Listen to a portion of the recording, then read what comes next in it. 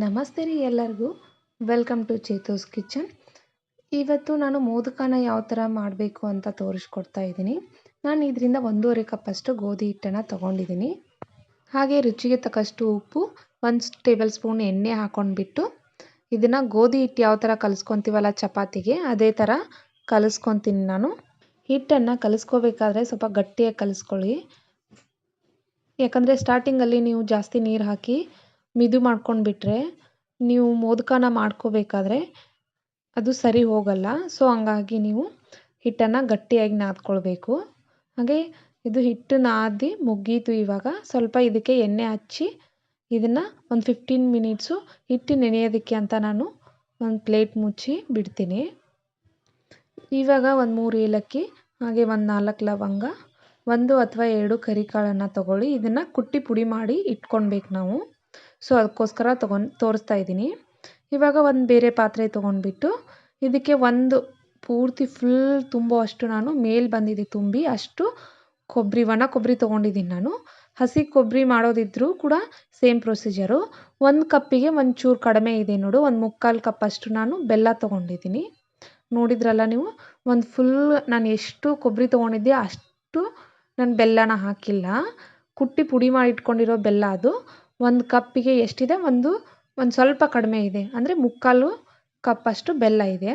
ಇವಾಗ stove on ಮಾಡ್ಕೊಂಡ್ಬಿಟ್ಟು ಒಂದು ಪಾತ್ರೆ ಇಟ್ಕೊಂಡು 1 ಟೇಬಲ್ ಸ್ಪೂನು ಬಿಳಿ ಎಳ್ಳಿದೆ ಅದು, ಹಾಗೆ 1 ಟೇಬಲ್ ಸ್ಪೂನು ಗಸಗಸೆನ ಹಾಕ್ಕೊಂಡು ಫ್ರೈ ಮಾಡ್ಕೊತೀನಿ ನಾನು.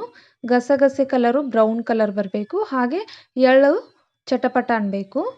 ಇವಾಗ ಅದನ್ನು ಕುಟ್ಟಿ ಪುಡಿ ಮಾಡ್ಕೊಂಡಿದ್ದೆ ಏಲಕ್ಕಿ, ಲವಂಗ, ಕರಿಕಾಳನ್ನು ನಾನು ಕುಟ್ಟಿ ಪುಡಿ ಮಾಡ್ಕೊಂಡಿರೋದನ್ನು ಹಾಕ್ಕೊತೀನಿ. ಮತ್ತು ಎಳ್ಳು ಮತ್ತು ಗಸಗಸೆನ ಫ್ರೈ ಮಾಡ್ಕೊಂಡಿದ್ನಲ್ಲ ಅದನ್ನು ಕೂಡ ಇವಾಗ ಇದ್ರ ಮೇಲೆ ಹಾಕ್ಕೊತೀನಿ. ಇದೆಲ್ಲ ನಿಮಗೆ ಆಪ್ಷನಲ್ಲು, ಇದ್ದರೆ ಹಾಕ್ಕೊಳ್ಳಿ. ಕಂಪಲ್ಸರಿ ಇದನ್ನು ಹಾಕ್ಕೊಳ್ಳೇಬೇಕು ಅಂತ ಯಾವ ರೂಲ್ಸು ಇಲ್ಲ. ನೀವು ಏಲಕ್ಕಿ ಮಾತ್ರ ಹಾಕ್ಕೊಂಡ್ರೂ ಪರವಾಗಿಲ್ಲ. ಏಲಕ್ಕಿ ಹಾಕ್ಕೊಂಡು ಮಾಡ್ಕೊಂಡ್ರೂ ಕೂಡ ಈ ಥರ ಗಂಟಿದ್ರೆ ಎಲ್ಲ ಇದನ್ನು ಎತ್ತಿ ಸೈಡಿಗೆ ಇಟ್ಬಿಡಿ, ಇದೆಲ್ಲ ತೆಗೆದ್ಬಿಡಿ. ಈ ಥರ ಇದ್ದರೆ ನೀವು ಏಲಕ್ಕಿ ಮಾತ್ರ ಹಾಕ್ಕೊಂಡ್ರೂ ಪರವಾಗಿಲ್ಲ. ಏಲಕ್ಕಿ ಹಾಕ್ಕೊಂಡ್ರೂ ಕೂಡ ತುಂಬಾ ಚೆನ್ನಾಗಿ ಬರುತ್ತೆ. ಆದರೆ ಏಲಕ್ಕಿನೇ 1-2 ಜಾಸ್ತಿ ಹಾಕ್ಕೊಂಬಿಡಿ. ಏಲಕ್ಕಿ ಮಾತ್ರ ಹಾಕ್ಕೊಂಡ್ರೆ ಓಕೆ. ಲವಂಗು, ಕರಿಕಾಳು ಅದೆಲ್ಲ, ಮತ್ತು ಗಸಗಸೆ ಆಗಿರ್ಬೋದು ಅಥವಾ ಎಳ್ಳಾಗಿರ್ಬೋದು, ಮತ್ತು ನಿಮ್ಮ ಹತ್ರ ಒಣ ಶುಂಠಿ ಇದ್ರೂ ಹಾಕ್ಕೊಳ್ಳಿ. ಇದ್ದರೆ ಹಾಕ್ಕೊಳ್ಳಿ, ಇಲ್ಲಾಂದರೆ ಎಲ್ಲನೂ ಸ್ಕಿಪ್ ಮಾಡಿ, ಓಕೆನಾ. ಅದೇನಿದೆಲ್ಲ ಹಾಕಲೇಬೇಕು ಅಂತ ಏನಿಲ್ಲ. ಇವಾಗ ಚೆನ್ನಾಗಿ ಇದನ್ನು ಕೈಯಿಂದ ಮಿಜ್ಜಿ ಈ ಥರ, ಇದು ಕೈಯಲ್ಲಿ ಒಂಥರ ಆಯಿಲೆಲ್ಲ ಬರಬೇಕು, ಅಲ್ಲಿವರೆಗೂ ನಾವು ಇದನ್ನ ತಿಕ್ಕಬೇಕು. ಈ ಥರ ತನ್ನಷ್ಟಕ್ಕೆ ತಾನೇ ಗಂಟಾಗುತ್ತೆ ನೋಡಿ, ಈ ರೇಂಜಿಗೆ ಬರಬೇಕು ಅದು. ಎಣ್ಣೆ ಅಂಟ್ಕೊತಾ ಇದೆ ನೋಡಿ ಯಾವ ಥರ. ಕೈಯಿಂದ ಚೆನ್ನಾಗಿ ನಾದ್ಬಿಟ್ಟು ಅದರಲ್ಲಿ ಒಂದು ಗಂಟು ಇರಬಾರ್ದು, ಒಂದು ಉಂಡೆ ಇರಬಾರ್ದು, ಬೆಲ್ಲದ ಉಂಡೆ. ಆ ಥರ ಚೆನ್ನಾಗಿ ಮಾಡ್ಕೊಳ್ಳಿ ಇದನ್ನು. 1 ಕಪ್ಪು ಕೊಬ್ಬರಿಗೆ ನಾನು ಒಂದು 3/4 ಕಪ್ಪಷ್ಟು ಬೆಲ್ಲ ಹಾಕಿದ್ದೀನಿ. ನಿಮಗೆ ಜಾಸ್ತಿ ಬೇಕಂದರೆ ಜಾಸ್ತಿನೂ ಹಾಕ್ಕೋಬೋದು. ಹಾಗೆ ಇದು ಕೂಡ ಇವಾಗ ಹಿಟ್ಟು ನೆನೆಯೋದಕ್ಕಂತ ಇಟ್ಟಿದ್ದೆಲ್ಲ ಅದು ಕೂಡ ರೆಡಿಯಾಗಿದೆ. 15 ಮಿನಿಟ್ಸ್ ಅದು. ಕೈಗೆ ಎಣ್ಣೆ ಹಚ್ಕೊಂಡ್ಬಿಟ್ಟು ಈ ಥರ ಇದನ್ನು ಸ್ವಲ್ಪ ಹಿಟ್ಟು ನಾದ್ಕೊಳ್ಳಿ. ಈ ಥರ ನಾದ್ಕೊಂಡ್ಬಿಟ್ಟು ನಿಮ್ಗೆ ಯಾವ ಥರ ಎಷ್ಟು ಉಂಡೆ ಬೇಕಲ್ಲ ನಿಮಗೆ ಮೋದಕ ಮಾಡೋದಕ್ಕೆ, ಅಷ್ಟು ಒಂದು ಉಂಡೆನ ಕಟ್ ಮಾಡಿ ತಗೊಳ್ಳಿ. ಇದು ಗೋಧಿ ಹಿಟ್ಟಿಂದ ನಾನು ಮಾಡಿ ತೋರಿಸ್ತಾ ಇರೋದು. ಅಕ್ಕಿಯಿಂದನೂ ಮಾಡ್ತಾರೆ ಕೆಲವೊಂದಿಷ್ಟು ಜನ. ಅಕ್ಕಿ ಹಿಟ್ಟಿಂದ ಕೆಲವೊಂದಿಷ್ಟು ಜನ ಮಾಡ್ತಾರೆ, ಅದು ಕೂಡ ತುಂಬ ಚೆನ್ನಾಗಿರುತ್ತೆ. ಇವಾಗ ಒಂದು ಉಂಡೆ ಥರ ತೊಗೊಳ್ಳಿ. ಒಂದು ಮೋದಕ ಮಾಡೋದಕ್ಕೆ ಒಂದು ಗೋಧಿ ಹಿಟ್ಟು ಇದು ತೊಗೊಂಡ್ಬಿಟ್ಟು ಒಂದು ಸ್ವಲ್ಪ ಗೋಧಿ ಹಿಟ್ಟು ತೊಗೊಂಡು ಈ ಥರ ಉಂಡೆ ಮಾಡ್ಕೊಳ್ಳಿ. ಕೆಳಗಡೆ ಎಣ್ಣೆ ಹಚ್ಕೊಂಡ್ಬಿಟ್ಟು ಈ ಥರ ಲಟ್ಟಣಿಗೆಯಿಂದ ಲಟ್ಟಿಸ್ಕೊಳ್ಳಿ. ನಾವು ಲಟ್ಟಿಸ್ಕೋಬೇಕಾದ್ರೆ ಮಧ್ಯ ದಪ್ಪ ಇರಬೇಕು, ಸುತ್ತಲೂ ತೆಳುವಾಗಿರಬೇಕು. ಇವಾಗ ಇದನ್ನು ಮುಷ್ಟಿಯಿಂದ ನಿಮಗೆ ಎಷ್ಟು ಬೇಕೋ ಅಷ್ಟು ಗಟ್ಟಿಯಾಗಿ ಒತ್ತಿ ಇಟ್ಕೊಂಡ್ಬಿಡಿ. ಆ ಥರ ಮಾಡಿಕೊಂಡ್ರೆ ಉಂಡೆ ಥರ ಆಗಿಬಿಡತ್ತೆ ಅದು. ನೀವು ಸ್ಪೂನಿಂದ ಹಾಕೋದ್ರಿಂದ ಎಲ್ಲ ಕಡೆಗೂ ಸ್ಪ್ರೆಡ್ ಆಗುತ್ತೆ ಅದು. ಸೊ ಹಂಗಾಗಿ ಏನು ಮಾಡಬೇಕು, ಈ ಥರ ಗಟ್ಟಿಯಾಗಿ ಇಟ್ಕೊಂಡು ಉಂಡೆ ಥರ ಆದಮೇಲೆ ಇದಕ್ಕೆ ಹಾಕ್ಕೊಳ್ಳಿ. ಉಂಡೆನ ಇಟ್ಕೊಂಡ್ಬಿಟ್ಟು ಇವಾಗ ನಿಧಾನಕ್ಕೆ ಈ ಥರ ಫೋಲ್ಡ್ ಮಾಡ್ಕೊಳ್ಳಿ. ನಾನು ತೋರಿಸ್ತಾ ಇದ್ದೀನಲ್ಲ, ಒಂದೊಂದೇ ಸಾರಿನ ಫೋಲ್ಡ್ ಮಾಡ್ಕೊಳ್ಳಿ. ಹೂರ್ಣನ ಮಧ್ಯ ಒಳಗಡೆ ಒಂದು ಬೆರಳಿಂದ ಬೇಕಿದ್ರೆ ಒಳಗಡೆ ಪ್ರೆಸ್ ಮಾಡ್ಕೊಂಡ್ಬಿಟ್ಟು ಮತ್ತೆ ಫೋಲ್ಡ್ ಮಾಡ್ಕೊಳ್ಳಿ.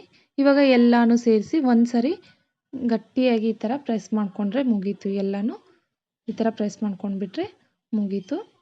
ಇದನ್ನು ಎತ್ತಿಡ್ತೀನಿ. ಇವಾಗ ಇನ್ನೂ ಒಂದು ತೋರಿಸ್ತೀನಿ ನಿಮಗೆ. ಇನ್ನೂ ಒಂದು ಗೋಧಿ ಹಿಟ್ಟಿನ ಇದು ತೊಗೊಂಡ್ಬಿಟ್ಟು ಇದನ್ನು ಮಧ್ಯ ದಪ್ಪ ಇರಬೇಕು, ಸುತ್ತಲೂ ಸ್ವಲ್ಪ ದಪ್ಪ ತಿಳುವಾಗಿರಬೇಕು. ನಾವು ಫೋಲ್ಡ್ ಮಾಡ್ತಾ ಇರ್ತೀವಲ್ಲ ಅದು ತಿಳುವಾಗಿರ್ಬೇಕು. ಈ ಥರ ಅದು ತಿಳುವಾಗಿರಬೇಕು. ಮಧ್ಯ ಏನಿರುತ್ತೆ ಅದು ಸ್ವಲ್ಪ ದಪ್ಪ ಇರಬೇಕು. ಆ ಥರ ಲಟ್ಟಿಸ್ಕೋಬೇಕಾದ್ರೆ ನೀವು ಅದೇ ಥರ ಲಟ್ಟಿಸ್ಕೋಬೇಕು. ಈಗ ಮತ್ತೆ ಹೂರಣ ಹಾಕ್ಬಿಟ್ಟು ಈ ಥರ ತೋರಿಸ್ತಾ ಇದ್ದೀನಲ್ಲ, ಇದೇ ಥರ ಫೋಲ್ಡ್ ಮಾಡ್ಕೊಳ್ಳಿ.